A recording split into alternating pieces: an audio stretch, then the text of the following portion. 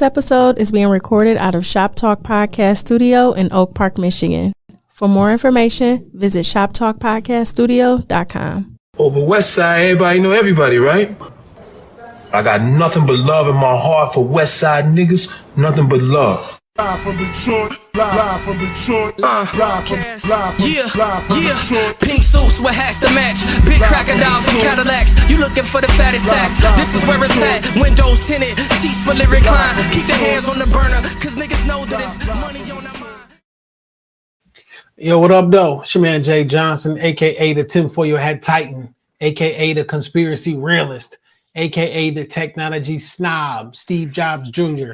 Don't text me with your green bubbles, aka I only debate my equals, everybody else I teach, also known as Juice cause all the hoes say, J.U. Ice, Young Caesar cause you know you can't run without me, Mr. If you don't like me, fight me. I got kicked out of Noah's Ark because they couldn't find another animal just like me, aka the West Side T'Challa, the new leader of Wakanda. Don't debate me, debate your mama.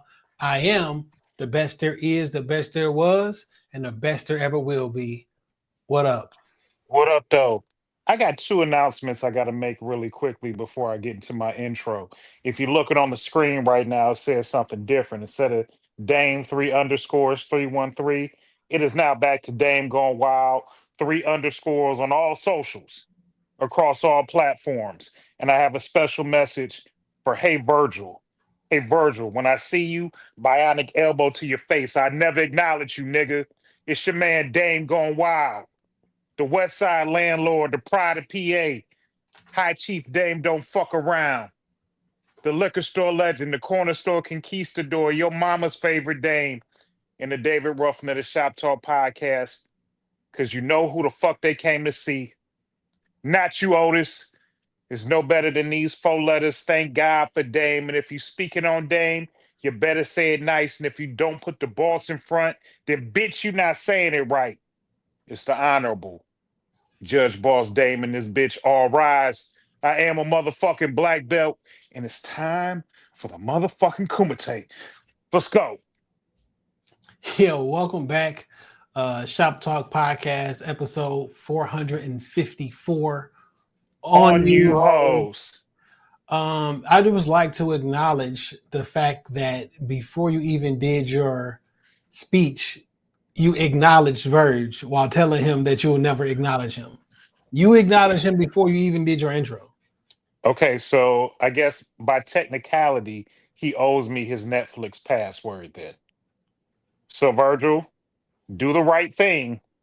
You don't want me to put belt to ass next time I see you. Where So did just it do the come? right thing. Why is everybody saying belt to ass all of a sudden?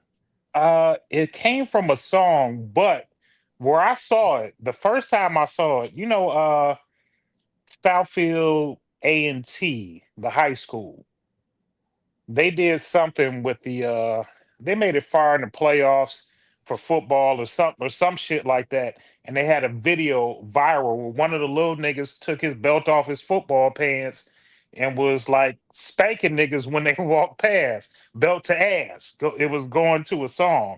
And I saw a lot of young football niggas pick that shit up this year. So much so that shit was like kind of starting fights in certain places because you can't beat me and then try to whoop my ass in the handshake line, especially when niggas 16, 17, 18. You're not about to put no nigga. It's only 2 people, 2.5 tops that's gonna bring belt to ass. This ever has built belt to ass. So, no, that's not a thing.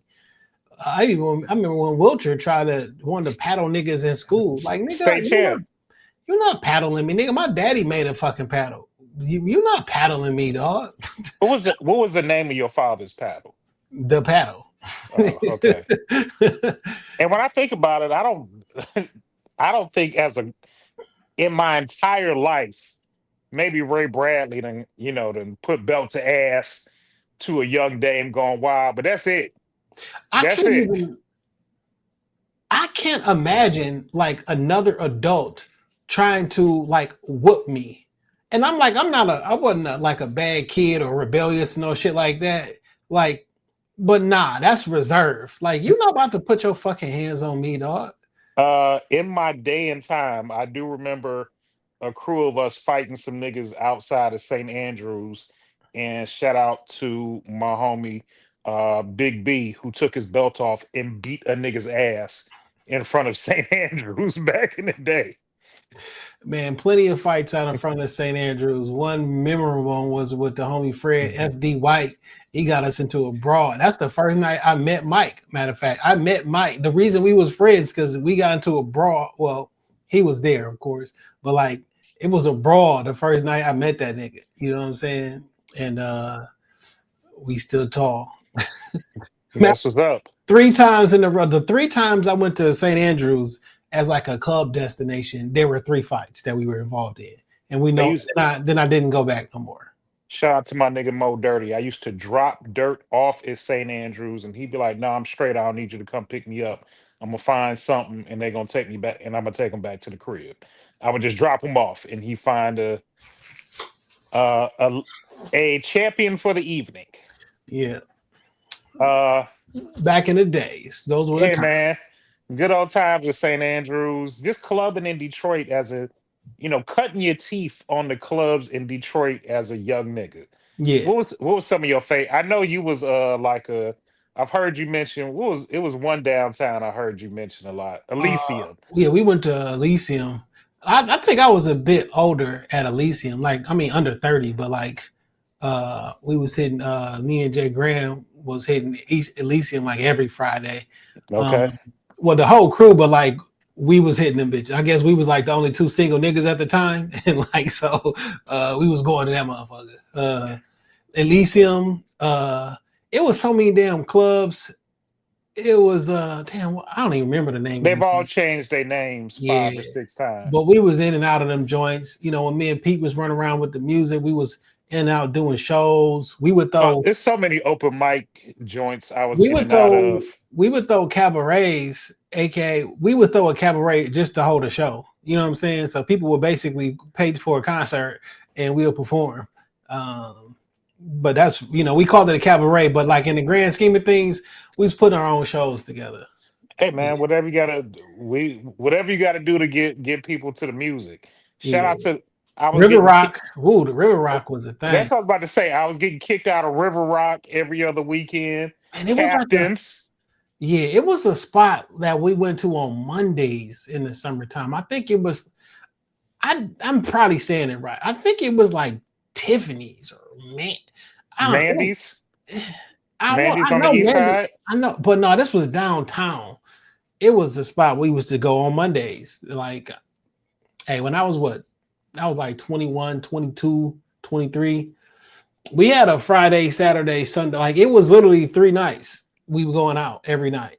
So when I was a young nigga and I used to intern at WJLB, I worked in the promotions department underneath Larry. I worked for Larry Love in the promotions department. Shout out to Larry. He gave me my first opportunity ever behind the mic, ever in radio. Took amazing care of me as an intern. Larry would have this rule. He was like, D, I know you're only 18, 19. You ain't supposed to be in the club. But if you get there early, you help me set up, and you don't get into no trouble, you can come back every week. I was like, bet. It was old school Sundays. It'd be banging. Women wall to wall. So this probably lasted good for about 3 months. I remember it was starting to get cold outside. And one day I went to where we used to set up at for old school Sundays, regular deal. And I felt like I was grown. I've been with this grown crowd for a while, so now I'm a grown ass man. Dog, I got drunk. I mean, like stupid drunk, to the point where I remember they carried me out. There was one bouncer on each limb. They carried me out like all fours. There was 4 bouncers, one at each arm, one at each leg, and they carried me out. And subsequently, interns were never allowed again at old school Sundays, thanks to a young dame. Because you about to get niggas fired and arrested for alcohol in the hands of a minor, nigga. Alcohol in hands of a minor. You about to get the club shut down. I'm in JLB apparel, because I'm with the radio station. Larry iced me from doing anything for about 6 months. Like I missed some good ass concerts because I was just being young and just being a young Dave. Yeah, Being a young Dave. Shout out to Larry Love. I don't know where he is out there in radio land, if he's still even doing radio, but shout out to him for giving a young nigga a chance. for sure. How was your week, my brother? Hey man, Feliz Navidad. Christmas week. What does that mean? I think Merry Christmas in Spanish. I don't know. Let's I see. don't know. Feliz Uh what does it mean? Navidad meaning. That means Merry Christmas or Happy Christmas in English. Feliz Navidad is a Spanish phrase that translates to Merry Christmas or Happy Christmas in English. The We'll word take it. Feliz means merry or happy, and Navidad is related to English word nativity. Oh, happy nativity. All right. So Christmas came through. I'll be honest, I ain't get shit, but like I ain't got nobody to really give me shit for Christmas neither. But the gift is like seeing my babies. I know that they were able to get their gifts. I couldn't spend time with all of them on Christmas. I saw my oldest, I saw my baby girl. I dropped off gifts to my youngest because I knew he was going to be with his mother's people. So he got to open up his gifts early. So I saw that. But my oldest did I ain't had a chance to talk to this nigga, but he did some wildly selfish shit on Christmas that prevented me from seeing his other two siblings. And it's very much so unlike him because he's usually really responsible and on the up and up. So I'm gonna give you the story. The kids usually go to their grandmother's house, one of those two on Christmas. This year was grandma's house.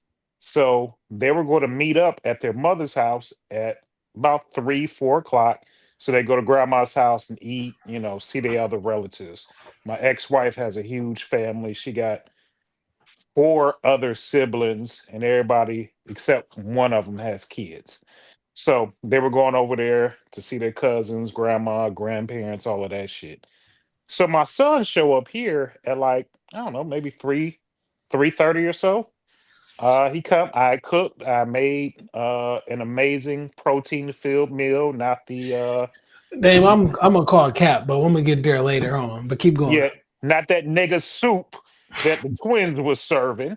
Uh but I made I had fried turkey chops, yams, broccoli, cornbread, no dessert. I fucked up. I didn't pick up no dessert. Let me But ask. anyway, Go ahead. Go ahead. go ahead next. Don't be a No, go ahead. hater. I wanna get your story off. Come on. Okay, so my son pop up here, and my daughter, her mother was happened to drop her off at the same time, so they both walk in the door together. But I'm like, yo, where your siblings? And he was like, well, I ain't go to mom's house and pick them up. I said, all right, strange, but okay, maybe Is that his that. job to do, or like was that talked about or something? So his sister, her car is down and it's at her mom's house. She need a new tire. I'm gonna take her to get another tire tomorrow. So she's not driving.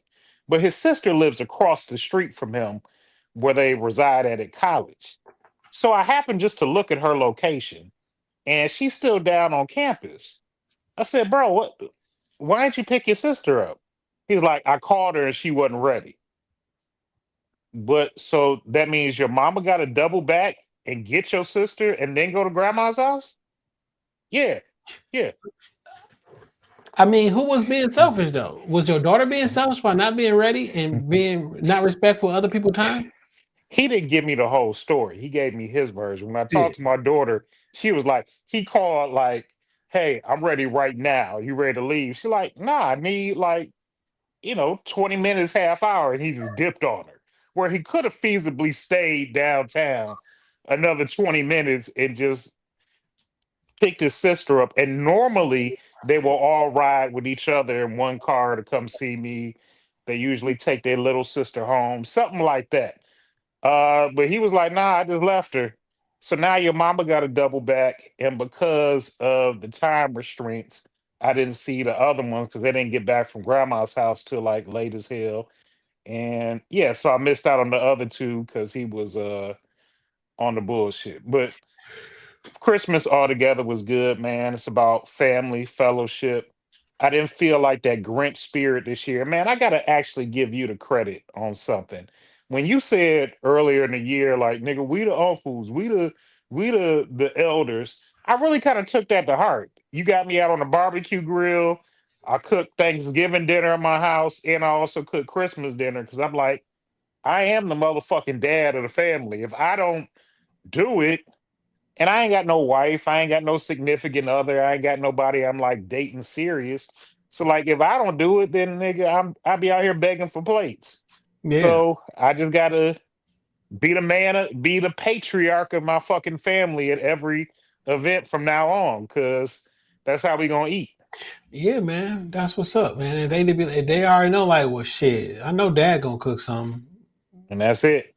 He You know what I'm saying? He took himself enough food for 2 days, and he peaced out and took his sister home. So I mean, I got a chance to see him, and then what also makes this week special is that both of my daughters were born shortly after Christmas. My baby girl, her birthday was yesterday, the 26th. My oldest girl was born on the 29th. So the spirit of giving continues because dad is Well, I'm whooped. gonna give you a new tire for your car. How about that?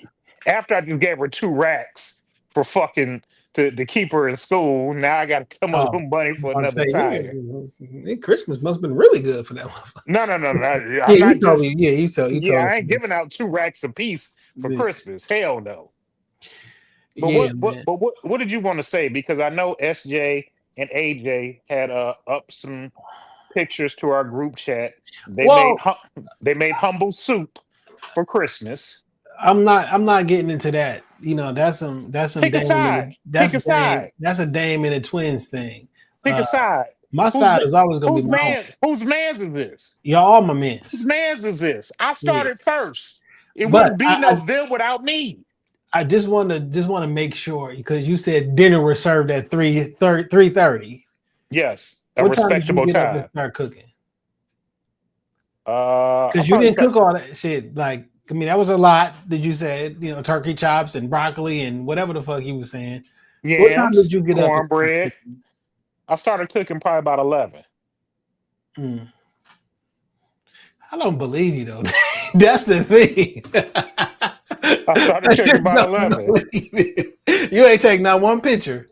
I don't need to prove I nothing didn't to ask you. you if you need to prove it. I said, and you didn't take not one picture. No. All right. Are you All right. doubting that I cooked it? I have no idea what you did.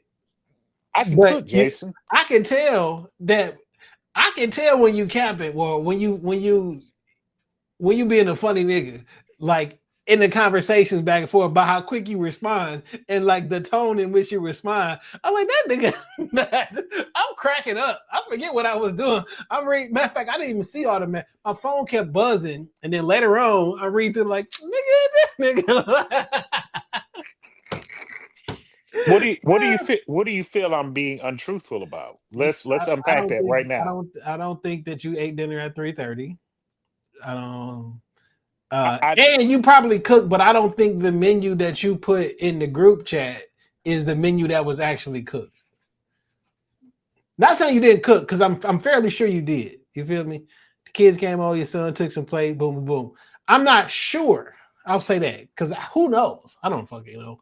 But you know what? Ye of little faith. Let's hold on real quick. Let's see what's available. Let me go through this thread and see what Dave was talking and shit. Dave is a funny nigga. Not just like in life in general and shit. Where is this damn thread at? Oh, here we go. He called that nigga shit. So AJ had posted some gumbo and said, "Damn, you not cooking nothing in the pot like this for Christmas dinner." He said this. He said this Inktown gumbo looks like it lacks flavor. You didn't see no seasoning in it. You didn't see no seasoning. No I don't. cayenne, no paprika, I see a no fucking pepper. lobster tail in there. You know what I'm saying? I don't do the joint, but Can we um, confirm that's a lobster tail? I mean that's what I was. He said you made soup, not gumbo. Uh, Because it looks like a shell. He could have just made base. You know what I'm you saying? He said could have no just made thanks. soup I base. cooked a real holiday meal. If you're brave enough to venture over to the west, said fried turkey chops, yams, broccolini, cornbread. That's what you said, and milk. AJ put in the milk. You know, man, I had some so my daughter was doing this fundraiser with school where you pay overpriced for popcorn and cookies and all of Boy, that shit. So I bought some $20 chocolate chip cookies. Got 8 of them bitches. 8 individually wrapped cookies. And I've been drinking. dog, Damn. stop drinking fucking milk, my nigga. That shit killing you, dog. You don't even realize it. That's not a joke, man. Stop drinking that shit, man. That shit is killing you, nigga. That shit is scarring your fucking arteries and it's making you be in bad health. Leave Okay, that whole milk shit alone, my nigga. Leave so that milk shit alone. I'm not even being funny. That shit is the death of niggas, black people. We're not supposed to be doing it. Jay, I'm gonna tell you something about me and whole milk, okay? And I understand that this shit may not. It do something to my insides. I'm sure it does. I've been farting for 3 days, Of course like you have been. nonstop. That's And not what your body is saying, my nigga. Please stop. Please stop. Before you go into a new year, give your arteries a break. nigga, It's scarring you, and then it is causing mucus inside of your body, and that mucus is the cause of all disease. I gotta get some probiotics. As soon as that milk touched my lips, I felt like a dope fiend. So anyway, my son can't answer right now because he out working. I forgot he been working for Amazon this holiday season, so he out humping. He can't pick up. But I'm gonna have my young dog leave a message, and he will confirm the artistic culinary stylings of Chef Boyardee. Because when I get in that motherfucking kitchen, I'll embarrass any one of you niggas. I cook so good. I cook so good that any nigga with a grandmother, she'd be in danger. Because after I feed your granny, I'm gonna fuck her up the butt. That's how good my cooking is. You a wild nigga, dog. You a wild nigga, dog. You is a wild nigga. I love them twins, but they can't hold a candle to me when it comes to cooking. None of you niggas can. Man, I'm glad we started this shit because like this summer we really having the barbecue and the cook. Hey, listen, man, I'm all for us getting together, men in general, getting together and flexing some skills. Whether it's cooking, whether it's anything. Cooking would matter of fact, we was gonna do the cooking show. Like we should really do that. We should. My idea was dope. Yeah. We should do, but the twins done reached out. If I'm correct, Cat done reached out and said he gonna come through. So we got me and you. We got at least 4 or 5 chefs on deck. I'm not right now. Okay, well I am. I can be a grill master though, but I'm not a chef. Okay, well I'm good to know that you don't have the skills to hang with me. No, I'm glad to know that's that. definitely not what I'm saying. I leave the title chef to those who are deserving. I am a nigga who can follow directions though. And as long as the directions are being followed, what I cook up will taste better than yours. It won't. Yours being the general you. I just follow directions. I follow directions and I use premium cuts of meat and premium seasoning. Don't you say you ain't getting no premium cluster meat at the Glory Market, my nigga, or whatever that fucking shit that I don't eat meat from the Glory, nigga. I'll tell you that right now. Nigga, what's that weak ass market? The market that you said you was getting some shit at when you were getting to the shoving match with the cane? Wasn't that Glory? No, that was on the east side. It was a Glory. It was a Glory on the east side. Nigga. It was a Glory don't on tell the me east you don't go to Glory, nigga. You be in Glory, okay? I don't get no meat from Glory. That's what I'm saying. I go to the butcher and get my meat. I don't get no meat from Glory. Pause. Yeah. Yeah. But I will slang meat close to the Glory if you're on the West Side area. Pause. I deliver it to your door. Deliver beef to the door. Yeah, sure. Hey, so we're gonna get that shit cracking. You know, it is what it is, and I'm glad I could to get that started. We're gonna Let this me ask. worldwide. Let me ask you something, man. What's something that when you put this on the grill, you know this your jam, and ain't nobody fucking with it? Honestly, I don't know yet. To be quite honest, I mean it's regular shit that everybody do. You know what I'm saying? Different chickens and shit like that. I'm gonna perfect. So I've been fucking with these Jamaican seasonings. You know what I'm saying, that I got from Shanny J's right a while ago. Okay. And I have my own. She got 3 different ones, but I got my own mixture of those 3 that I do that like it worked really well for me. And I pretty much season everything the same way. I'm running low on the seasoning, so I gotta, you know what I'm saying? She gotta re-up, or like I'm gonna have to figure something else out. Okay. I'm gonna practice with like soaking some of the protein like overnight, and I've been looking at a bunch of different recipes, and like in real life, I be learning how to do shit because I don't need to. Through my lifetime, I'll live with a woman or was with a woman who would do that shit for me. Like one of my exes could cook her ass off. You feel me? Yeah. Like this is the natural order of things. Let me go out and do what I be doing, and you take care of this portion. And that shit was great. But after a while, you know, it's been a minute. So, and then, you know, I just out of necessity and like, you know what, and health wise, really got me cooking every day. Like, you know what, I can't keep buying fast food, blood pressure going up. You can't trust none of this shit. Everybody, oh, this a recall here, recall. So just making some food at the crib, and I start following niggas Instagram pages, air fryer meals and shit like that. I mean, I made some really good turkey breasts too, by the way. Now I want to do a whole fucking turkey. I'm just been experimenting with a lot of shit. By summertime though, we on there. I really want to Hamburgers though. I do make some good fucking hamburgers. I'm addicted to hamburgers. And tomorrow it's gonna be 54 degrees outside. I could spark just my barbecue tomorrow. Cause like why? I mean, that's the last hot day that we're gonna have. Hot day we're gonna have for a while, and I can make some food for the week. I can meal prep on the grill. You know what I'm saying? It's funny that you mentioned that because I got a half bag full of charcoal briquettes at the back door, and I'm like, it'd be good if I could use these bitches one more time before the season is over. And that's the propane joint, you know what I'm saying?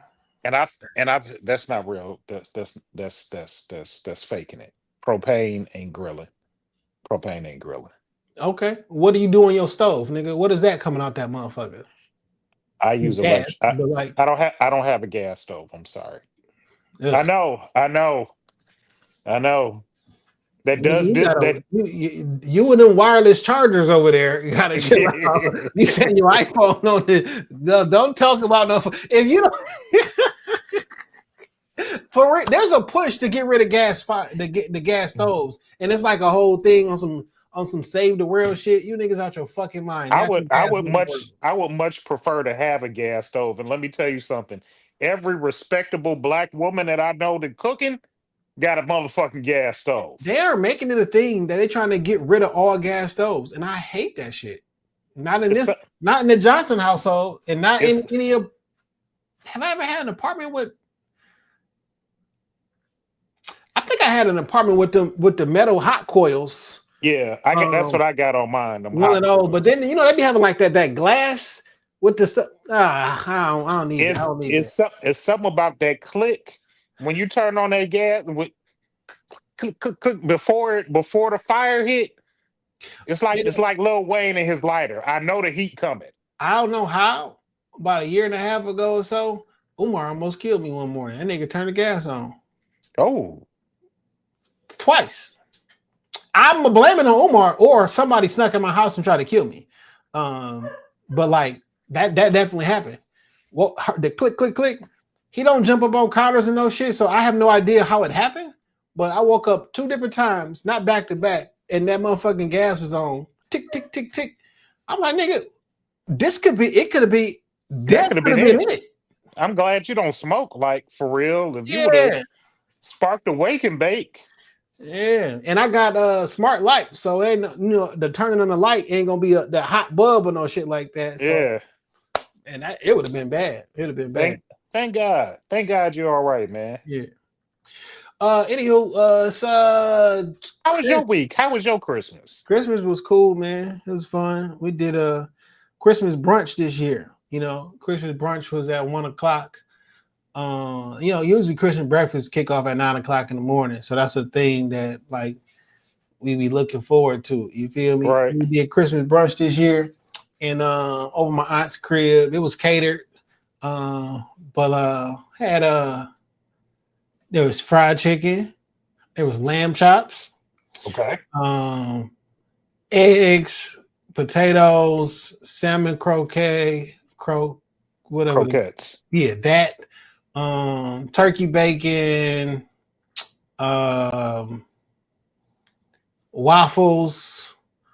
It was good. It was really good. It's some desserts and shit and mimosas, tall ass mimosas. Yeah, man, I had a pretty good time. I stayed over there. I got there about 1:15, 1:30ish. Cause I know niggas don't never start on time. Niggas ain't start eating till 2:00. So, but you all ate a what? A respectable time. Yeah, I mean that was brunch though, my nigga. You said dinner was at 3:30. We was still eating brunch while you was eating dinner. I'm just saying, good black people eat at respectable times. No, black people do not eat dinner at 3:30. That's some white people shit. On holidays, we don't eat late in my family. Shit. Holidays, you eat early. Early on Thanksgiving, eating early is 4:00. And it never really goes down at 4:00. It's usually closer to 5. But I would, if you invite me to your house and you say dinner is at 3 or 4, let's just use 4 as an optimal time. And there's no dinner when I get there at 4:00 because I don't typically show up late to things. I would need to say something to the man of the house. Well, where is he woman, so I can address? It's gonna be a black woman, and it won't work out well for you. Where is she so I could admonish her in front of the family? Yeah, I don't think that's gonna work out for you, my nigga. Please believe. I know the women in my family, and I know they are fashionably late. Now, half will be good and kicking, but then other niggas is like, yo, where everybody at? So.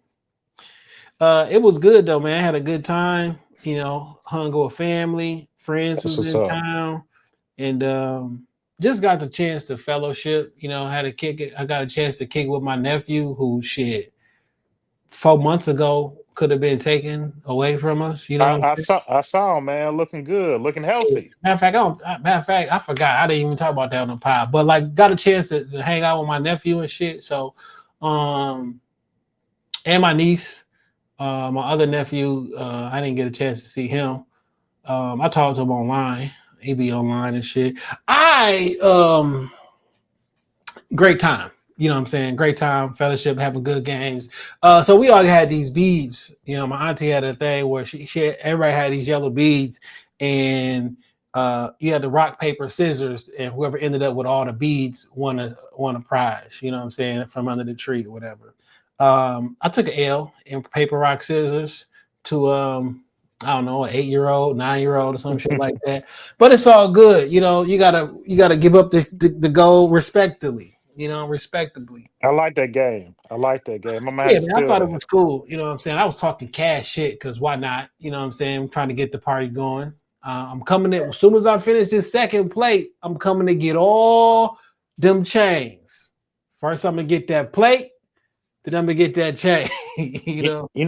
One thing I do enjoy as I get older about the holiday season. I love going on Instagram and seeing pictures of my guys and their families. Man, for sure. Especially my guys that's got like younger kids. Man, you was talking about Jay Grand. Jay Grand got a beautiful family, man. 2 little girls, beautiful wife. Skeet posted some pictures with him and his family and they new addition on the way. Just to see everybody and their families, man. You You know know, what's interesting about that the Dan and Jay and all them is Dan is my homeboy from my best friend from the neighborhood, the whole 9 yards. I'm a couple years older than him, so he was always like the younger guy. You know what I'm saying? yeah. And so all his friends who are they my peers, like we like 2 years apart. You know what I'm saying? But like when you grow up with somebody, 2 years is a long time. So I always looked at them like as if they were so much younger than me, but they're not in real life. Like 2 years, right? I feel you because I looked at Verge. Verge is probably 4 or 5 years, probably like 5 or 6 years younger than me. And I always looked at him like real young, but like he a grown ass man with kids and a Because like job and a career. I'm out of high school already, and I'm out in the real world, and I see him graduate from high school, and these are kids that grew up with him and went to his high school. So I seen them graduate. I seen them go to Michigan State. But now seeing all them like as an adult and married with family, it's like, man, I'm so proud of these guys, man. You know what I'm saying? Like we the same age in real life, but like it's just a different feeling when you see, like, man, I'm proud of y'all, man. Because As as much as I joke about it, and I've only wore matching pajamas once. Uh, I was in a relationship one time, and she bought matching pajamas for me, the kids, and as much as I didn't like it or thought it was corny then, I love to see that corny shit, man. I I love to never see came it. matching pajamas, even when I was in different relationships. That wasn't really a thing. Yeah, And or the social media wasn't a thing, but like, watch, I'm gonna pop up matching pajamas on these niggas one day, dog. Wait till next Christmas. They gonna be like, what the fuck? I posted something today, like I thought all y'all was single. Beautiful family. hey Um, man, if you posted a picture with your significant other and your kids in the matching pajamas, your hose is gone, nigga. They good gone. though, They because on gone. that particular day, you be seeing what life is really about, and you don't give a fuck. Because you see your depending on how the situation is, you with your family has embraced the person that you with, man, post that shit, man, because you see this is what real life could be. You know what I'm saying? Fuck them hoes. That's no, no. As I get older, and since I've lost both my parents, I don't really go all out for Christmas. When me and my ex broke up and she moved out, like that was the last time I put a tree up. And then really before then, I hadn't done the tree shit in years. But now as I get older and I watch my babies get older, like You the still got two holiday. young ones and shit, you know? Yeah, but the holidays definitely mean something different to me because I want to be sure. I used to think those traditions and things was like corny. But now as I get older and watch my kids get older, man, all I want is for them just to come see dad. You know Like what's just you know what's interesting is it's not, but it is.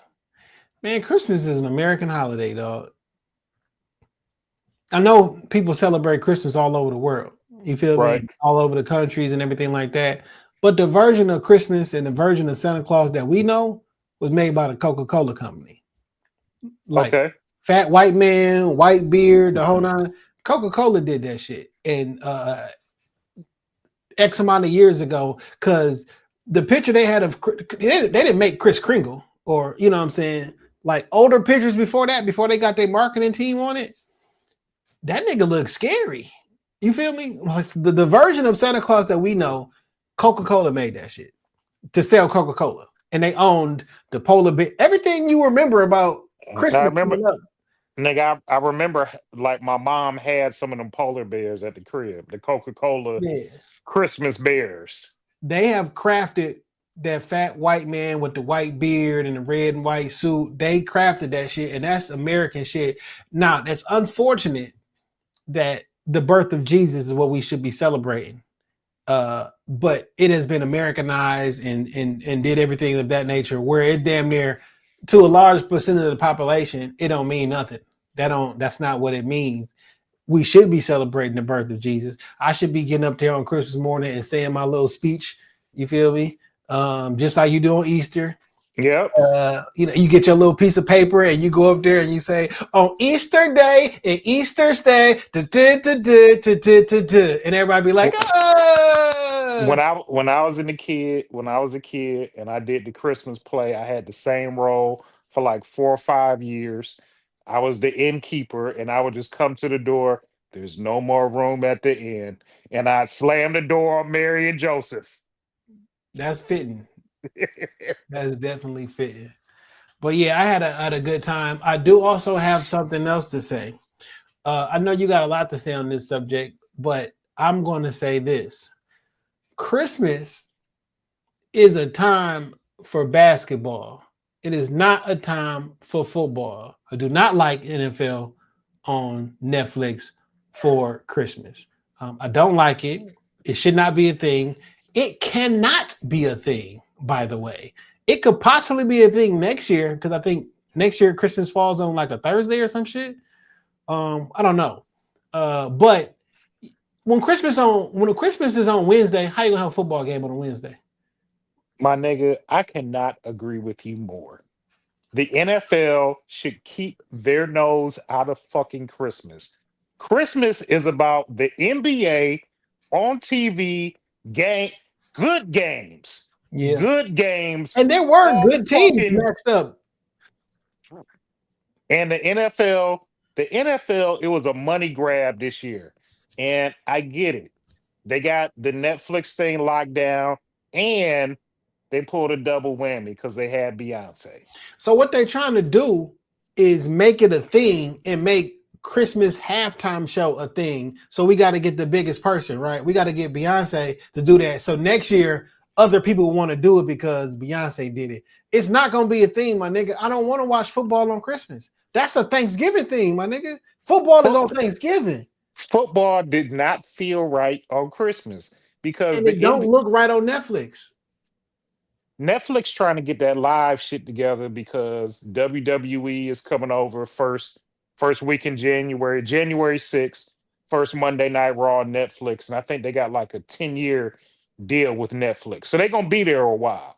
And Raw is live.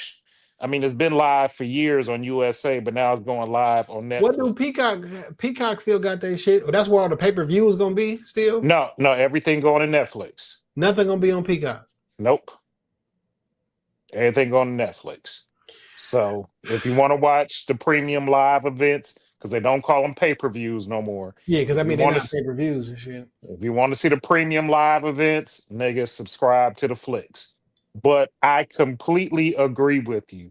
I felt like the NFL pulled a bully move because we the strongest league right now. Everybody wants more football. Cool. But two things I hate about I completely hated Christmas football, and I hate the NFL Thursday night games. I wish those are two things they get rid of forever and ever. Amen. I don't mind Thursday night games, but Christmas is not a set thing, right? And football is played on Sunday for the most part. Yeah. And the games are weekly. So what do you do when Christmas fall on Tuesday? You got a Tuesday night game? Then they play on Tuesday and then they play on Sunday? No, they'll play Tuesday, then there'll be a game on Thursday, and then there'll be games on Sunday. I'm talking about the same team though. Oh, I mean, because if you play on Tuesday, usually you play on Sunday. If you play on Tuesday, then you got less rest. Oh yeah, for sure. I didn't like the idea. I know the NFL is a money grab. Like I said, we got Beyonce, who so I hate the Beehive. Let me get that squared away. I hate the Beehive. Beyonce is a performer. Nobody's holding a candle to her. She is the biggest draw right now, and nobody performs at a level that Beyonce performs. I didn't even watch it, dog. I don't even know what this looked like. Because I was busy. Like I was with my family. I'm playing, I'm laughing, I'm not glued to the television watching the football game on Christmas because I'm fellowshipping with my family. Now Thanksgiving is a different thing because football on Thanksgiving has always been around that. The games come on earlier, whatever. And then you can sit and watch the game on Thanksgiving after you done had that first plate. You can sit up on the couch. your recliner, kick your feet up, maybe take a nap, watch the game. Kids And are it's playing with different. toys. You running around like I just Sparks did not, excitement on Thanksgiving. and I wasn't like boycotting or not trying to watch it. Like the first game, the Steelers was on, a little too dark on Netflix, but whatever. But that was like on, but like I think we eating breakfast, we like fellowshipping. Like I just don't have time to watch the TV, and I missed the entire game. I didn't see the halftime show because I wasn't paying attention for it. And it's not like the NFL gave us two like amazing games. They gave us two fucking stinkers on Christmas, and they leveraged everything on Beyonce. Now, I do understand what's going on though, because Roger Goodell is beating the fuck up on Adam Silver. You feel me? Yeah. Because Adam Silver, last week I misspoke. The viewership for the NBA ain't down 40%, it's down 48%. So half. That's crazy, right? But I'm thinking is because I'm thinking about the consumer.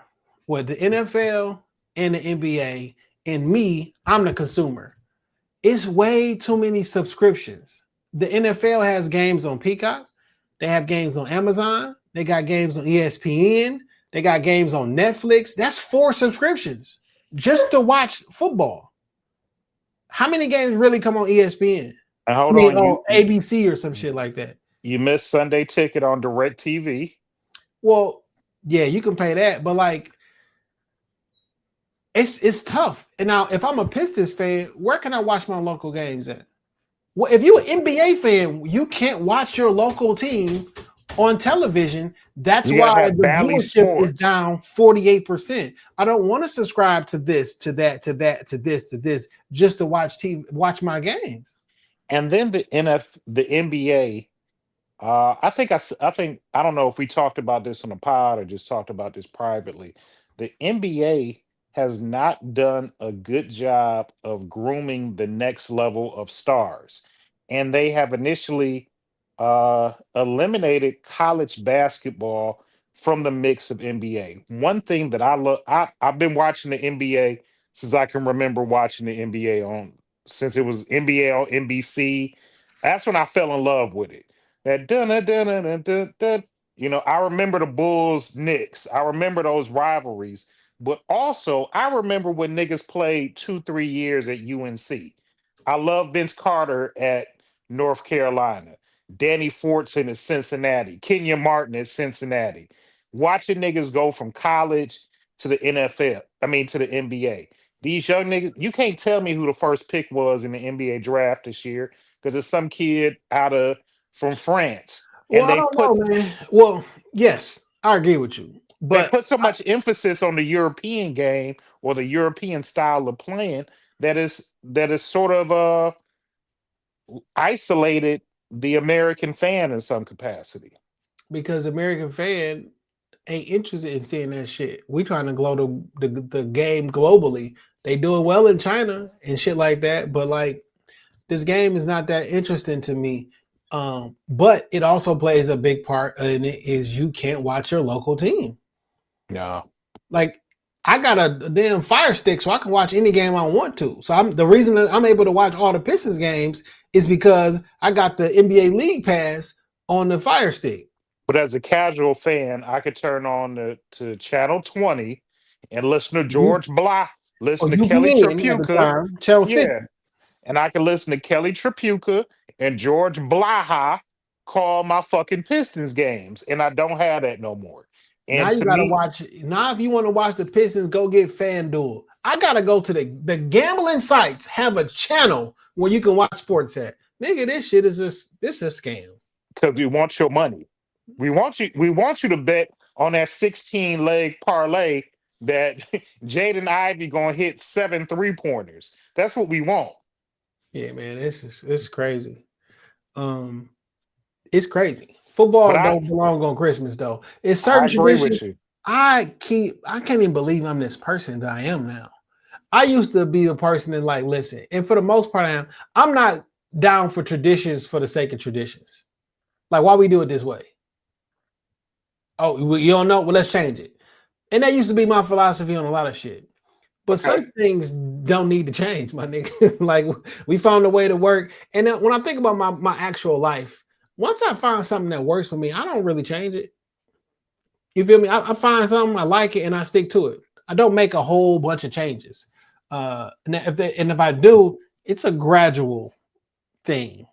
When I look at my life and the things that I like to do, I am completely comfortable with the things that I like to do in the order and the way that I like to do them. I'm 43. I've been doing some of this shit for a long time and it just works. So it's almost like, and I'm sure you can appreciate this. You probably have a way that you clean, let's just say, because you've been living on your own, what, 20 years now, probably, at least. Yeah, for When sure. you 20 years when for sure. so if you were to move say you get a boo, your matching pajama boo, and you move her into your house, the house that you've been living in by yourself for the better part of what, damn near 5 years now. She's going to come in and make small tweaks.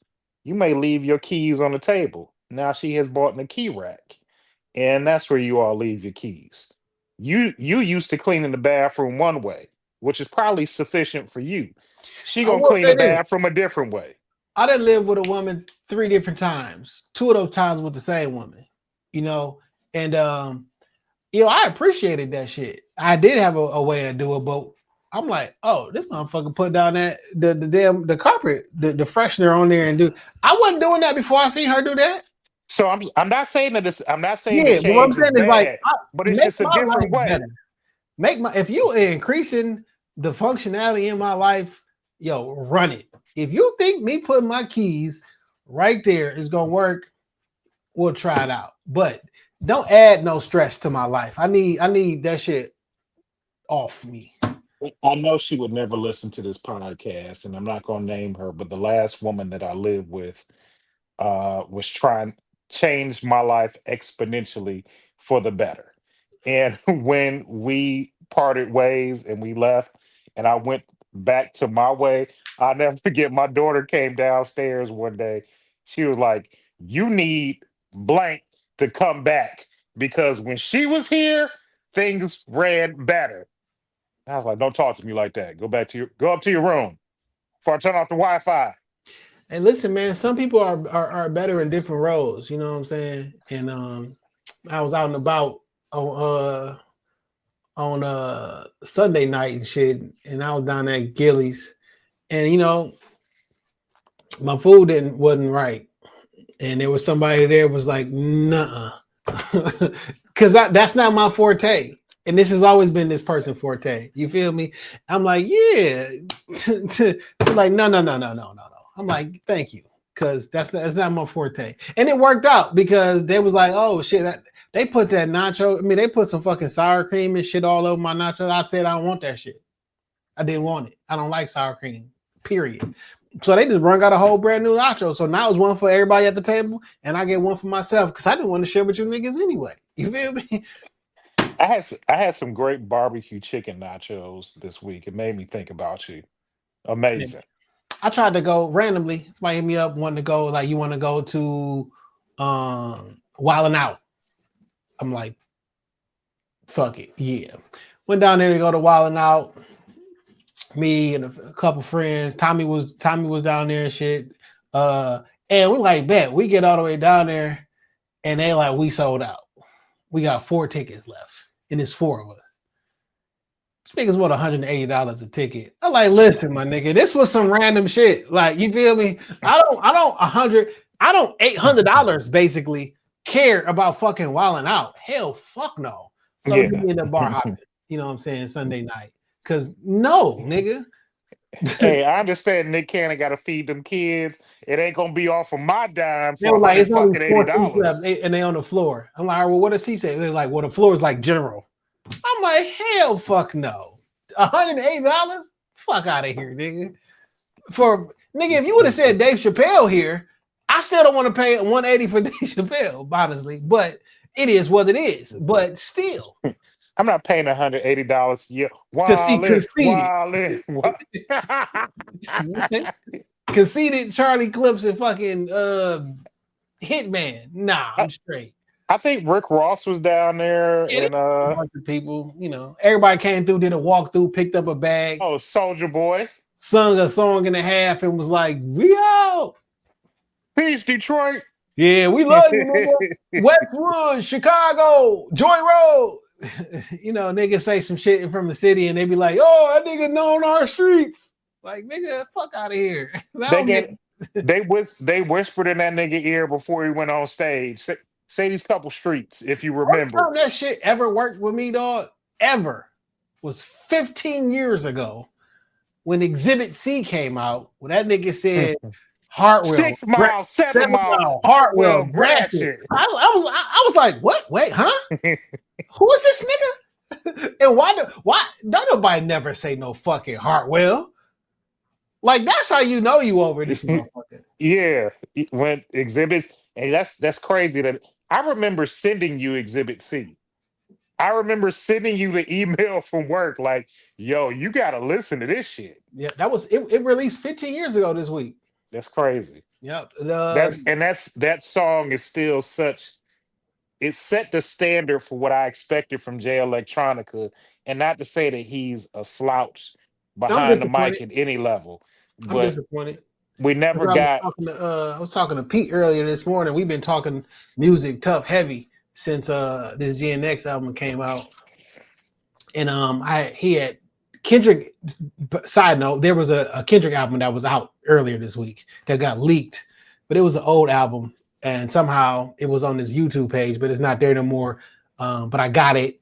I got it. Let's try it. And rate it 1 through 10. You feel me?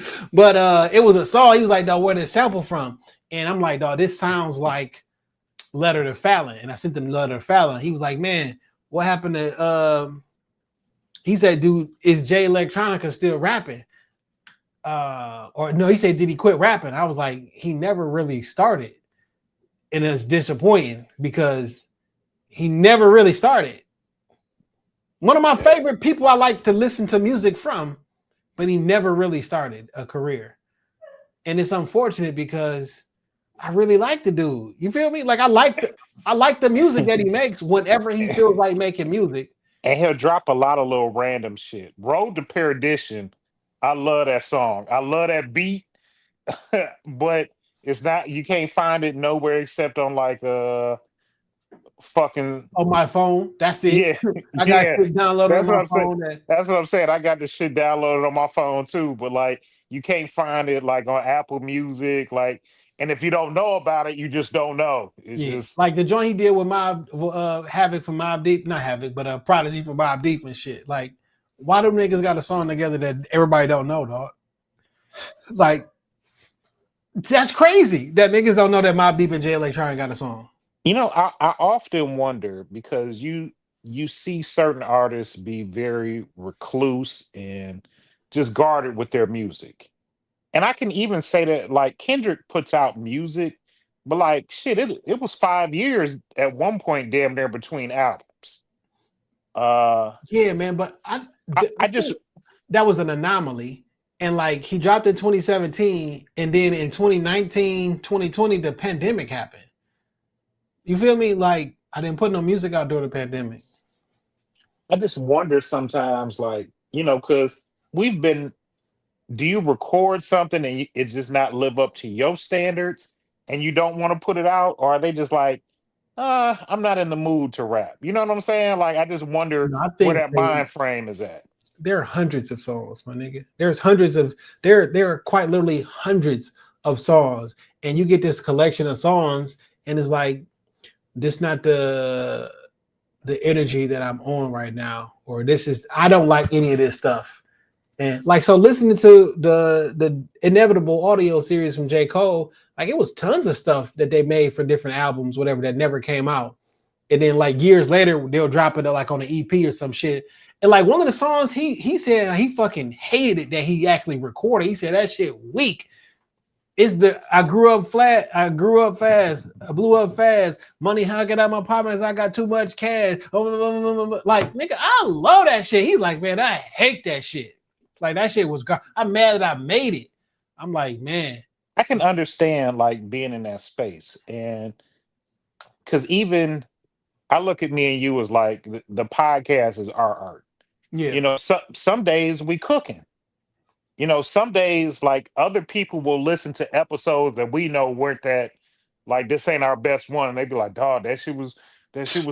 I can remember, the episode I'm talking about, where like nigga, where we was pulling teeth to talk to this nigga. Now, granted, I edited that shit out. I edited that motherfucker up. I took I out know you dead did. spaces and moved it. So no one, Me and you know that. yeah, nobody know how horrible that shit was in real life.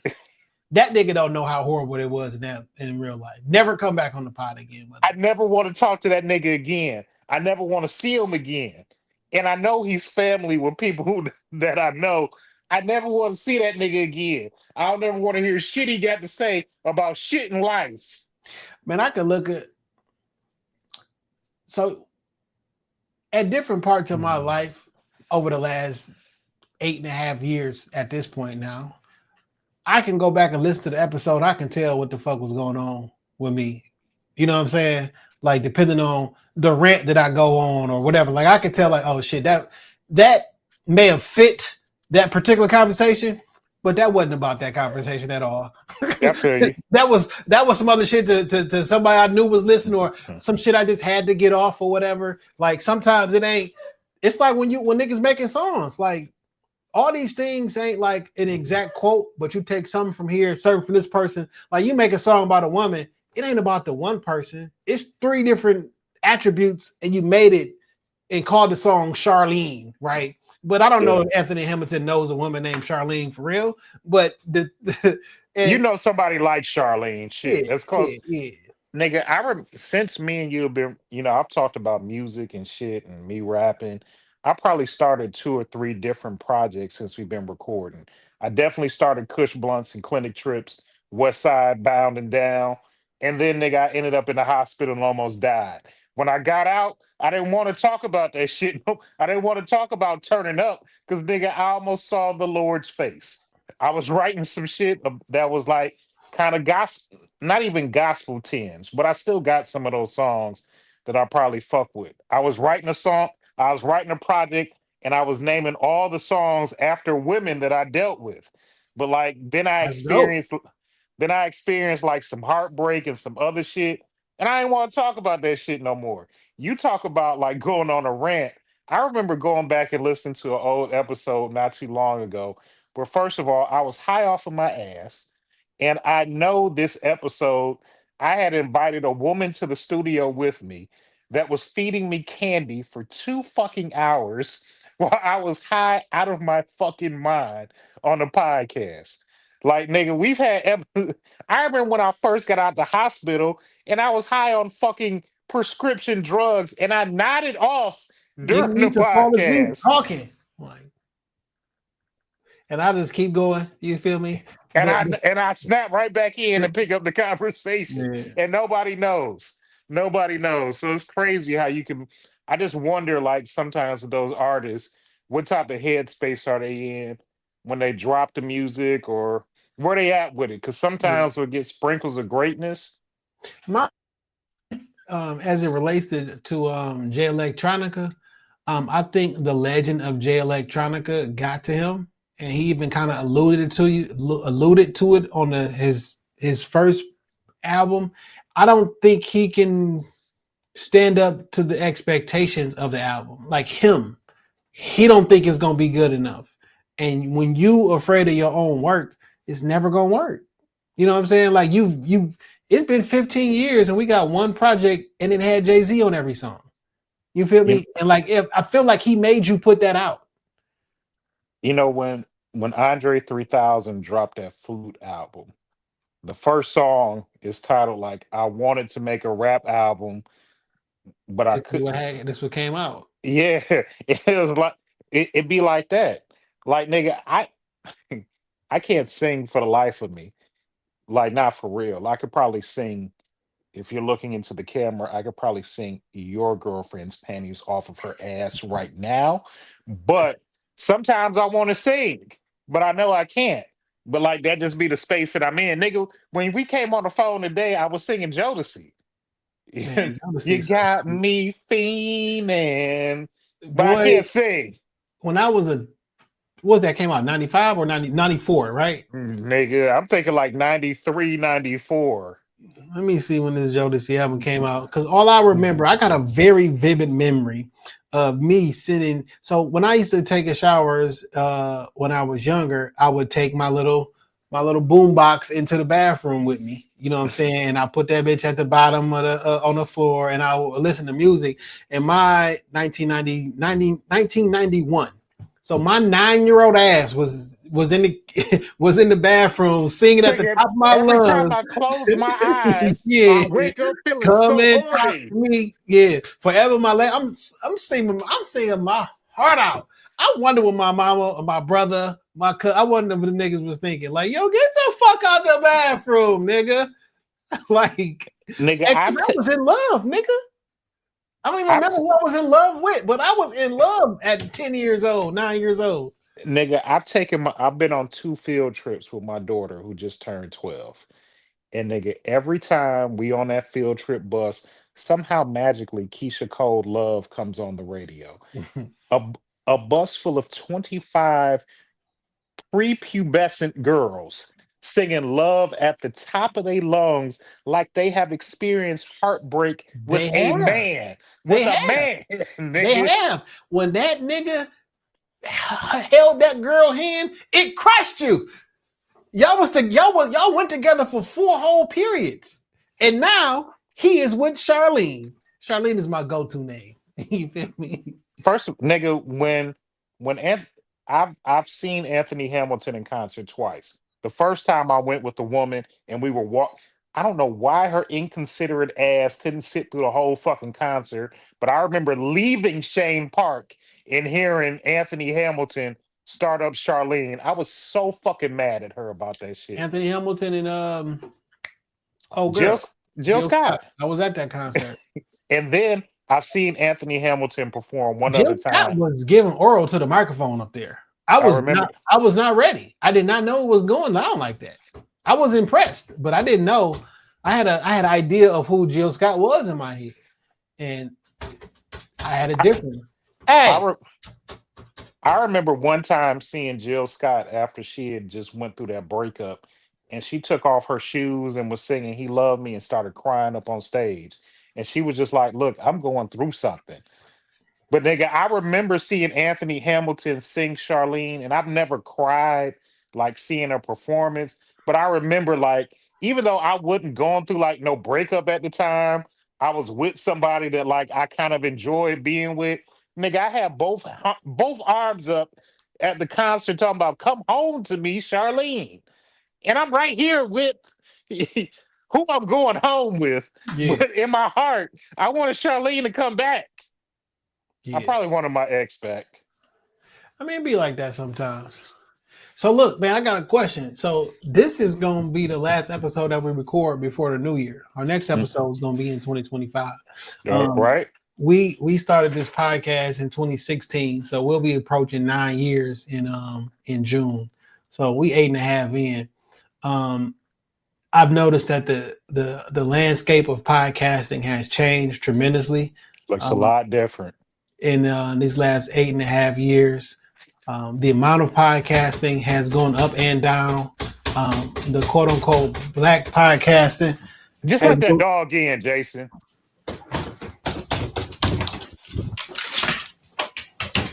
the amount of podcasting has changed. The landscape of podcasting has changed. The equipment has changed. Um, the amount of podcasts that I actually listen to have changed because Absolutely. I'm not interested in a lot of stuff no more. And I don't know if it's because I'm just burnt out or if I'm getting older or what it is. What are your thoughts about how podcasts looked before, where you think it's right now, and what do you see coming for like 2025? What podcasts look like before I think a lot of things started off very personality based. Mm-hmm. Wasn't really based off content, but I was listening to niggas because of personality. When I started first of all, I didn't get into podcasts until after me and you had started recording because I really didn't think it was like a thing. Probably for like the first year and a half, 2 years. I remember dating a woman specifically at the time when me and you started recording, and she was really into the Read podcast. And we were spending a lot of time, I was spending a lot of time at her house. So she would always have it playing. I was like, okay, that's not bad. Like I can, it's not necessarily me, but I can get into it. And then other podcasts started popping up, the early incarnations Yeah, of like it's the a Joe great Budden podcast. 2016, 2017 was a great for me in podcasting. It was like it was a golden age. It was the Reed, Joe Budden, Combat Jack. A lot of those were like the early podcasts I was listening to, and she would often tell me like, you need to listen to other podcasts so y'all can figure out where y'all going because even going back and listening to some, we didn't have necessarily the cohesiveness and the flow that we have now. Now and I'm not saying this happens like if I don't talk to you for 3 days, I know when we talk on Friday, we're gonna have enough conversation. Me and you can just wing it for an hour For and a sure. half. We professionals at this shit now. Yeah, but like at one point we really had to like prep and we weren't as good as we are now. Now, then I saw the podcast space, and I don't think it's really blown up, but we saw a lot more people get into it. And it became more content based. You saw more male versus female sports, podcasts about, certain niche things kind of kind of pop up. And then as more time has gone on, it's hard keeping this up on a weekly basis or a monthly basis, however you choose to share your content with the world. And over time, you see who was a fad and just trying to get their name out there, or who's really enjoying it and investing and wants to be in it. Because we've seen when we had the studio and Chef Talk Podcast Studios will be back very soon. Not in the incarnation that y'all was used to, but it will be back real soon. But when we were in the studio, we saw it ourselves. Niggas come in one week with 5, 6 people think they gonna make this amazing podcast and they gonna have 100,000 listens by the end of the week, and 3 weeks later they done. We saw a lot of niggas bust up after 5, 6 episodes. They done. So we saw people get into it for their own reasons. I won't say that they're wrong, but their own reasons, and it not quite work out like how they thought it was. I felt like podcasts were almost like the mixtape game for a minute, where everybody during the blog era had a mixtape. Yeah, for sure. I felt like it was just like I felt like It was a cool thing to do. It was a cool thing to have. We got a podcast. 2016 to probably like 2019-ish, I felt like everybody was like independent. They truly felt independent and they were doing whatever they wanted to. They were talking about whatever they wanted to. And I thought the voices were unique. And like, I just like Call You Back podcast, right? Two friends who talk to each other at work all day, and they do that in podcast form. And even with Shop Talk, like, I don't think y'all coming here for the latest scoop because I don't have a scoop. We don't have any new information that you may not have never heard of unless it's from one of our personal takes, right? Y'all come here to hear us converse. Yeah. Hear two friends overhear a conversation in a barbershop between two people or whatever. That's the whole. But people do want to hear our personal takes on certain things. Like, No, I'm saying that's why they tune in. yeah. Right? They're not trying to be like, yo, if I tune in to Shop Talk, they gonna have some news about the Joe Budden verse such and such that I can't hear anywhere. My nigga, everybody got the same information because we read it on the internet at the same time. You know what I'm saying? Now your take on the information is different. What I've been coming across now lately is I'm just hearing and seeing the exact same conversation over and over, over and over. How many times can I have a conversation about oh shit, Cardi B and Offset was talking shit on the internet at each other. So podcast A that drops on Mondays talking about it, podcast B talking about it, podcast C talking about it, all the way until Friday, and now Jay and Dame can talk about it. Now, there are people who want to be like, I want to hear what y'all say on it, right? But it's been 5 days old. And if I'm really being honest, I don't really care. You feel me? Like, the feedback I be getting is when we just be on here shooting the shit and talking, they be like, dog, I just want to hear y'all niggas talk, man. That should be fun. And it's funny that you mentioned it. We don't talk about celebrity news because we equally don't give a fuck about it. If it's something that needs to be talked about, maybe it's something that affects the culture from that news Yeah. that we need to speak on. But like, what Nene and Phaedra is going through on Real Housewives episode, season 372. I don't care. I don't care about Cardi and Offset. I want Cardi to drop an album and some good music. But Honestly, I I'm don't never even gonna do get that it. shit. It's I never don't gonna even. happen. I mean, I never listened to that shit in the first place. But like, so, I want to do less of that, right?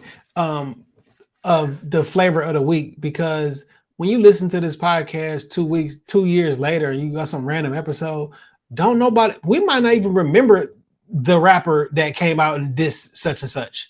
Like, who was that guy? Like, One thing that I always admired, and I never like to give niggas from Inkster any credit, but one thing that I admired about the twins is that their podcast, so they made a point that the connected experience never touched on current hot event. top, Yeah. current events, for that reason that you can go back and listen to it 3 years from now and it still sounds fresh because of the things and how they put their podcast together. I also never want, I felt like, and I still feel like, there are large media corporations who control the narrative of everything in the country. Some people are addicted to Fox News, and that leads their politics. Some people are the MSNBC. Some people are Fox Sports, and then some people are ESPN, and they dictate the conversation that's going to happen this week. So Monday morning, ESPN drop, and Stephen A is having a conversation, and now at everybody's job, you are manufactured, and now you're talking about this, right? I Shit, felt, Barstool Sports own a lot of a lot of you big podcast niggas getting checks from Barstool Sports. And again, one media outlet dictating the flow of conversation or the things that we digest. and I don't like being in a situation where on a podcast that we own, we got to talk about some shit that we don't care about because who dictated it? You feel me? And I'm not really interested in that kind of content no more. I'm not really interested in creating that kind of content or like being involved in it. But if it's some shit that we care about, like we care about music, we care about Drake, we care about Kendrick, we care about them conflicting with each other, we care about new music drops or whatever. But we're not doing the music drop, and we got to discuss the album because it came out Friday morning and we record on Friday night. We got to discuss this whole project and give a rating for it. No, that's Nigga, not how it works. I don't even digest music that fast. I gotta listen to it and I gotta sit with it. I gotta live with it. I gotta listen to it in the house. I gotta listen to it in the car. You know, it may be a day or two before unless it's something that I'm really excited about. It might even be a day or two before I get to it because I'm just not in the mood for that shit yet. Yeah. So like moving forward in 2025, I'm not interested in having a whole bunch of generic conversations. You know what I'm saying? I do like kicking it with my mans and us catching up over the week. And sometimes when the how was your week, my brother? It's a real question. You feel me? Because some shit you gotta save for the pod.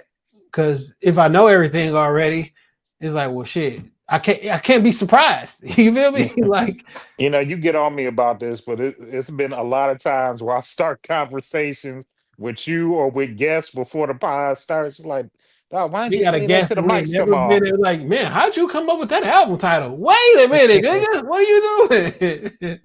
Like, And then like you, I felt like for especially when we had the studio, for a string for a long time we had a lot of guests.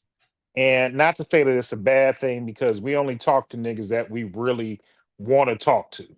But I don't want people. We not a guest driven podcast. I don't have to have a third person in the seat. It's Man, cool if it's somebody that we want to talk to or is relevant, or even there have been some crazy occasions where niggas have reached out to us. I'll say one in particular. I love the pod we had with Skeechy Meechy. yeah, Meek for sure. was really like adamant about talking to us at a certain day at a certain time, and I'm like, I don't know a lot about him, but like when we got in here, it was probably one of the best podcasts that we did. People never heard the prayer and all the stuff that happened before and after the podcast. I've seen Meech Man Wit out on the streets a I see it a handful lot. of times, and it's always love because of that episode. Man, it's that's that hit the nail on the head because I whenever we have a quote unquote interview or we have a conversation, I personally feel like we do a really good job. We create an atmosphere where our guests feel comfortable and we literally just kick it. But I don't want to do an interview show. You feel me? Like Oh yeah. I don't want to do like the typical interview show. Now I do want to do an interview show, but it's a video show and it's a conversation with people I literally want to talk to and uncover things from, right? So me and Farrell sat down because that's my man's and I really wanted to have a conversation about the grocery store. There's a person who I'm going to sit down with who gave me the inspiration to have like the blue and the black. You know what I'm saying? He don't even know that he was the inspiration behind it. Was something a totally different color, by the way. But like, I want to sit down and have a conversation with that, another conversation piece. But that's different than I don't want to sit down with a stranger that I know nothing about and try to forcefully get to know. Now, So if what made somebody, you start? What made you start rapping? yeah. You know what I'm. Now I One didn't thing. ask that question before because when girls come on the pod and want to be rappers, I really be wanting to know. And I really want to ask some of these street rappers that we haven't sat down with, why is you rapping? Because you're not that good at it. And I don't think you're making a lot of money from it. But like, why do you do it? Because I remember why I was rapping. Why that whole cipher and like you want another like I don't know why some of y'all rapping.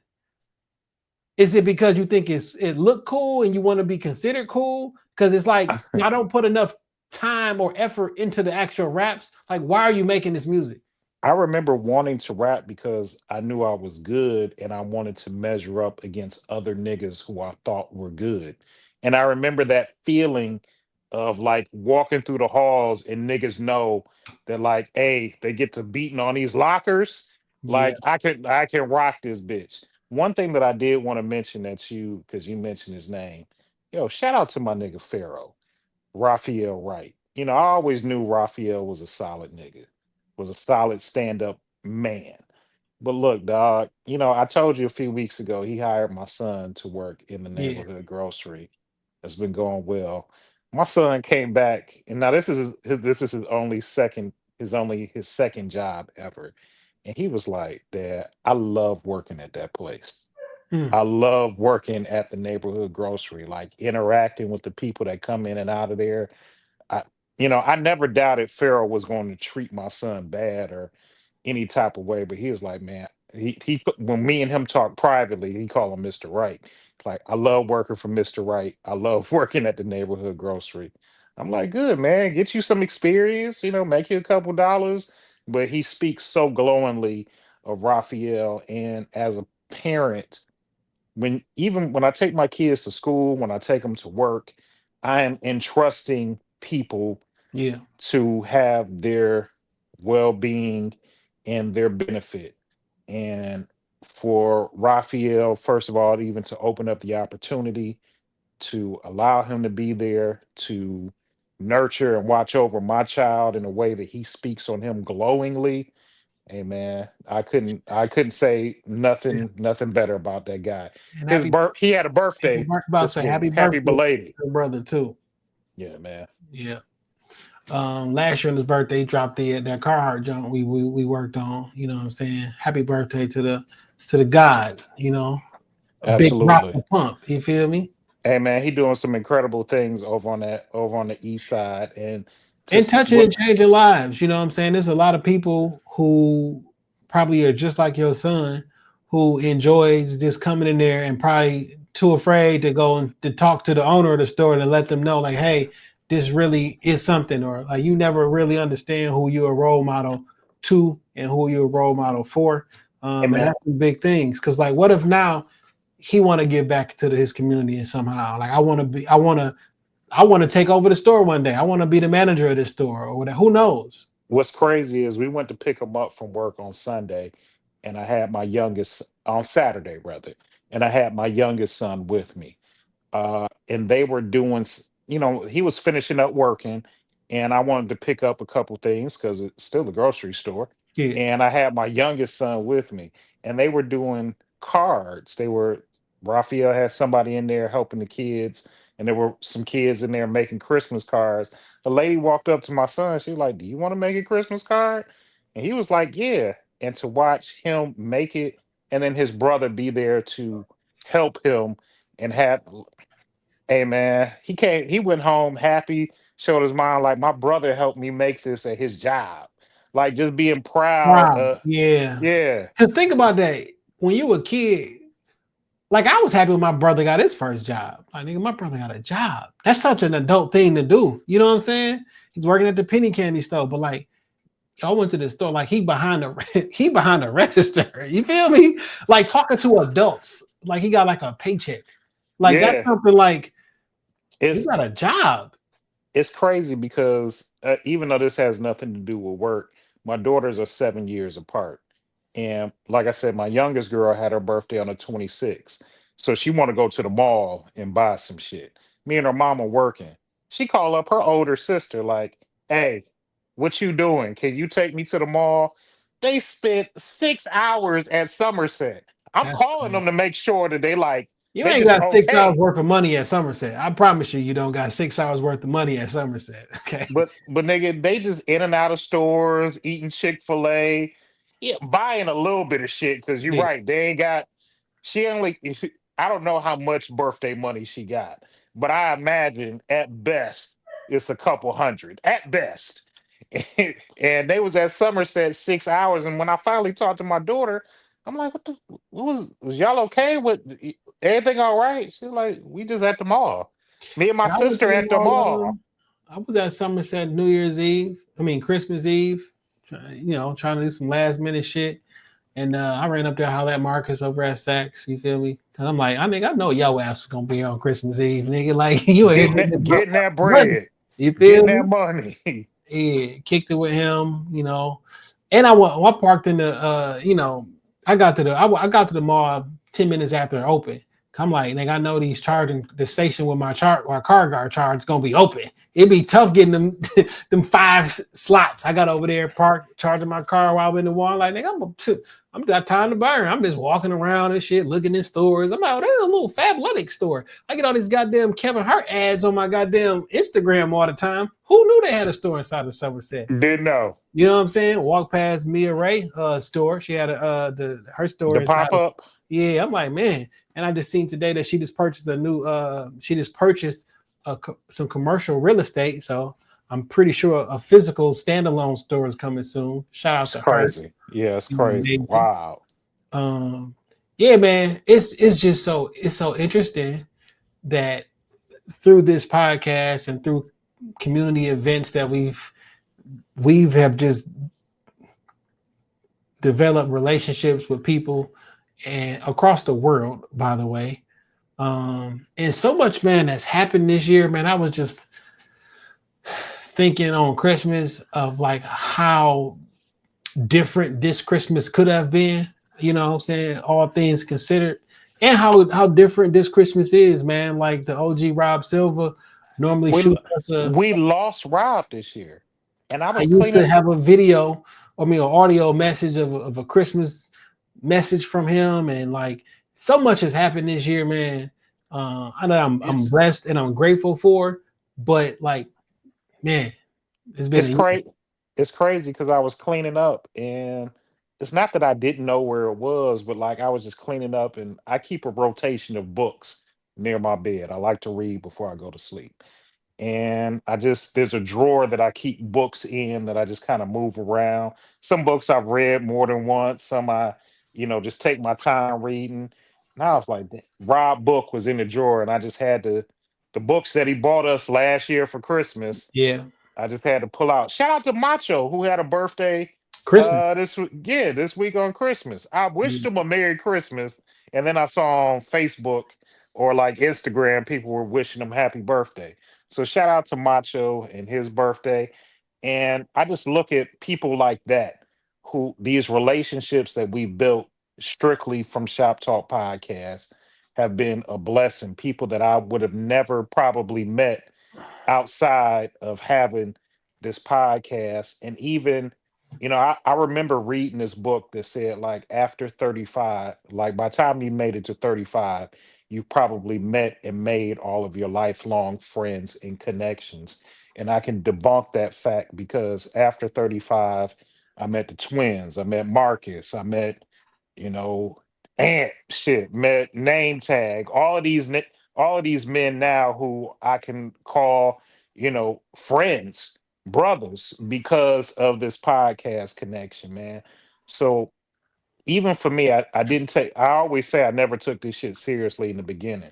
I just thought I was doing a favor for a friend of mine, and it has blossomed into something amazing. And I'm so thankful for what Shop Talk Podcast has been for for these last 9 years, and what it's gonna be. So Yeah, man, I'm interested. I'm looking forward to conversations, more potting. I enjoy podcasting. I really do. I enjoy video as well. I think, Dame, I think we should do some React videos, dog. I think we was looking for some content to do. I think I enjoy these pop the balloon videos, these React videos. I watch them shits all the time. I've even done a couple on the YouTube page. I think we and you should do some React videos to these pop the balloon shits, because I'd be so flabbergasted sometimes. New content coming soon. Well, new content coming in 2025. you know what I really want to get into, but I don't quite understand it fully, is the streaming game. I don't really got my pulse on it and what makes it, like, why is it creating so many young black millionaires? But because I tried watching Kai Cenat, I tried watching, who's the white kid, Aiden. I Well, see, can't. they just online. So the streaming game is a bunch of different things. Because I think me, you, I mean, we the power hours is streaming. You feel me? We can go through the apps, but in real life, the streamers are playing games and they're doing a podcast in real life while they playing games. You feel me? Somebody just watching you play games, but they listening to the content. You feel me? And I dusted off my PS5 on Christmas. I made it back to the crib and was like, I don't think I have anything to do right now. I don't like have any responsibilities. I don't got no projects I'm working on. Like, I think I wasn't going to work the next day. I didn't have I was like, I think I might not have something to do. I'm gonna turn my PS5 on. And it was like 10 months, 11 months since I turned that motherfucker on. So I played some Ghost Recon, and I watch Ghost Recon streaming videos on YouTube all the time when niggas just, talking over the video, what they were doing and watching. I mean, I watch that shit all the time. I watch niggas playing the video. I watch people playing the game. And when you think about it, we've always done that. Because when you was playing the game with two controllers, when it wasn't your turn, you just sat there and watched your brother, your cousin, whoever, your man's play the game. It's always been a thing. So yeah, I'm on it. I'm just testing different things on YouTube, man. I mean, I'm down for a reaction video because I'll say damn near anything. So I'm down. It's somebody wow, like what? Huh? Wait, how we get there? And so if we're looking for some content to do, I want to participate in a pop the balloon show. I don't know. I don't even think I don't want to. I would like to. Unless I'm the one. No, I don't want to. I would. And I may make it happen.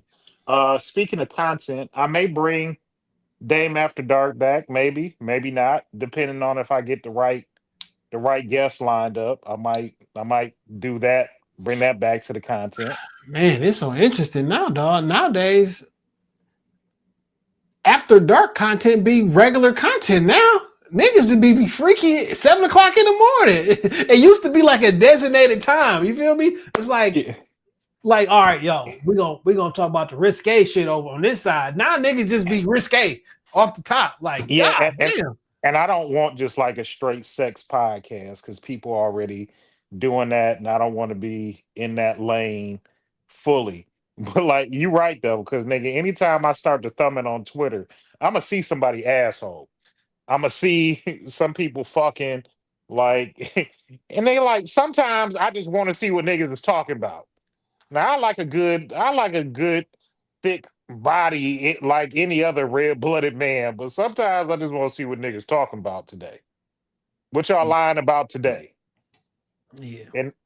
and not a midget having sex with a BBL ass. Yeah, So I don't want no parts of that shit, dog. I don't want no parts of I that. literally saw a midget having sex with a porn star today with a BBL ass, and I was like, "Is this what content is? Is this what it's coming to?" Nope, don't want no parts of it. Don't want no parts of it. You got a music pick this week? I do got a music pick this week. First of all, let me pull it up because I love this artist. I love his music. I fuck with it heavy. Uh Chicken Tender Dipped in Ranch is the name of the song by BFB Pac-Man and RMC Mike. I fuck with RMC Mike out of Flint. He got a very distinct voice and flow. I fuck with my nigga BFB Pac-Man because he be talking wild. And if you're from the Flint area, shout out to Radio Jordan. Shout out to Marcus. You know about Big John's subs, Big John's cheesesteaks. And they shot the video up in a Big John's location. I can't wait to go back out to Flint just to get some subs. And there's a young lady that I know out in Flint that I wouldn't mind running into her just to say hello. But yeah, the name of the song is Chicken Tender Dipped in Ranch, BFB Pac Man, RFC Mike. Mm.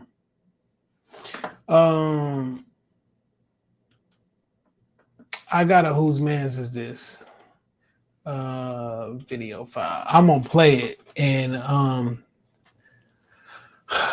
I'll just let you see it, dog. This might have just created consciousness by growing brains in a jar and connecting them to a computer made from stem cells that were stimulated in a special way to form neural tissue, which grew and eventually formed structures and even brainwave activities similar to that of a premature human baby. They then hooked up this brain into a computer, connecting it into a virtual world where it learned to play Pong completely from scratch. I want you to realize what this means. Like, this isn't a computer bot that was pre-programmed to know exactly how to play the game. That's easy. It's an organic brain that they grew themselves that was given Pong with no instructions, and it just taught itself how to play, which is honestly nothing new. That's just AI, but this is organic AI, which happens to learn quicker and is also more energy efficient than traditional AI. It learned to play Pong in about 10 to 15 rallies, when a regular computer AI would take around 5,000. Albeit the computer AI can simulate those 5,000 rallies much quicker, but that takes a lot more computing power, which is sort of our main bottleneck with AI at the moment. Energy. This is organoid intelligence.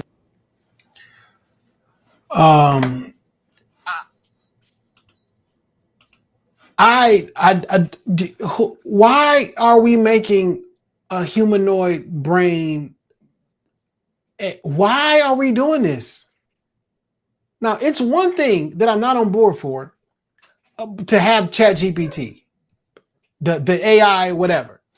There is one thing about having a physical metal body, but there is another thing about growing a brain in a petri dish that is also This is Terminator 2, my nigga. What are we doing? This is quite literally the devil. We're Remember getting ready for the machines. last week when I was like, yo, the devil is trying to be God. I'm going to create something that doesn't have a soul so it can be this is crazy. That's it. A brain in a petri dish. Hey, my nigga. I've been involved in a few science fair experiments. This is taking that shit way too far. And I know it won't happen, but we just need to stop. I just want, like, I got kids, and anybody who has kids can relate to this. Sometimes your kids get in this play mode where they just playing too much, and you just need to tell them, "Hey, y'all got to stop. Y'all got to stop. Sit down for a second. I'll bring in these chicken tenders, and we'll all watch SpongeBob together. But just stop." And that's what I feel like when I look at some areas of technology. Like, I just want y'all to stop and realize that we are making grave mistakes. Grave. And grave double Andre. We are making grave mistakes for sure. Nigga, like Chat GPT should not be It's already enough to whoop our ass. And it shouldn't be as advanced as it is right now that I have on my smartphone. Did you know? So did I talk to you about Sora? Yeah. OpenAI's video Chat GPT thingamajig, right? Yeah. Where they can make not even a week later, Google releases theirs and it's even better. And when I be looking at these AI I saw an AI video today of Jay-Z being pregnant and Puff Daddy rubbing his belly as the father. I want you niggas just to stop. And this is not what it was created for. This is the worst that technology is ever going to be. And this is it at its infancy to the public. That's crazy. Let's just stop. Yeah, it's coming out. Whose man's is this? Whose Android is this? I don't fucking know. Get an iPhone. Shit, I don't know. But leave the Androids alone, okay? All around the world, all around the board, leave them fucking Androids alone. Real ones, fake ones, Galaxy ones, nigga, all of them. My grandfather used to tell me, he used to feel that he didn't want his grandchildren being spoiled. And he didn't want to give us too much because even though he had the means to, he said some things you got to work for, you got to earn, you got to wait on. I remember my grandfather and my mother falling out for like a few months because I had a TV in my room. It was black and white. My grandfather said my grandson needs a television in his room. And he bought me a color TV with a remote control, which is very basic and plain now. But at this stage in my life, at 10, 11, that was a convenience. And I remember none of our other televisions in the house having a remote control. And the fact that I had a color television with a remote control in my room made my mother and my grandfather fall out because she didn't believe I had earned it. She didn't want to give me too much because having my own TV was one thing, but now having a color television with a remote control when my mother and father did not have one was giving me too much. That sounds like jealousy, not having too much. I'm jealous. But maybe it was, but like it's just a regular occurrence now. But back then that was like more or less luxury, nigga, because I told my grandfather I wanted cable in my room. Now there was no way I was getting a bargain cable box in my room. Cable, that's luxury. Nigga, that's remote control. But remember, TVs, not everyone came with the remote control back then. For sure. And I feel almost like this with technology. We got too much. And we need to just make ourselves, we know too much about each other. We do too much with technology. We have access to too much. There are conversations that we never should hear. There are things that we know about each other intimately that we never should know. Never. We have too much. I wish I did not know as much as I know about complete strangers. There is a mutual acquaintance that you and I have that has children with another mutual acquaintance that you and I have that we know way too much about. Way too much. It's everywhere, and I can't unsee it. I can't take it back. And I know too much about this person, and I should never know this much about any of you all. We have too much, and we need to scale something back. Most definitely. Most definitely. All right, man. It's time. We can open up the doors of the church on that one. Yeah, definitely. It's time for the benediction. You know what I'm saying? So I followed Dame Gone Wild, 3 underscores on everything that matters. Dame Gone Wild. 3 underscores. Oh, I see it. I see it. I see it now. On everything that matters. Instagram, TikTok before they make it illegal, and X. So holla at me there, at me, talk to me. I do talk back, and I love talking to y'all. So that's all I got. Jay Johnson 313 on everything that matters. I might have a way to get Jay Johnson on Twitter as my username. I saw you this week. Campaigning again. Yeah, I reached out to a hacking group who can get me the access to it. Okay. I got them $45 though. Jay, you paid I'm more. Scared though, because like if you can get their shit, you can get my shit too. So like, but like I would love to be Jay Johnson on Twitter. The person who has the account Jay Johnson has had this account since 2000. They had one tweet, and it was in 2010. It says testing this thing out. That was 15 years ago. Come up off the fucking account, dog. Come up off of it, Janice. Janice Johnson will not come up off the fucking account, dog. And you're going to look up one day and Janice is going to be tweeting her ass off. No. Because after I pay this $45, Janice's account is going to be mine. I'm going to go in there, change her name to something different, and then go back into my account and change my shit to Jay Johnson. And I got Jay Johnson. Okay. You feel me? Pay them that $45, man. It's a small investment. Yeah, shout out. It's for the brand, Jay. It's for the brand. Yeah, you know what I'm saying? And yeah, man, when you see the blue and the black coming soon, you know where you at.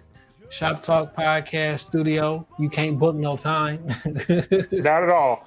Not at all. You won't know where we at. You won't know where we at unless we invite you. Yeah, you're never gonna find out where we're at.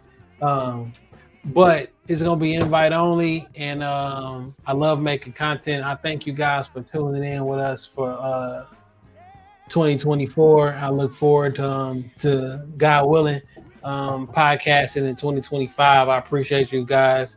I'm not saying we're the Rockefeller podcast, but we are Jay and Dan. Hell yeah. Happy holidays. Peace.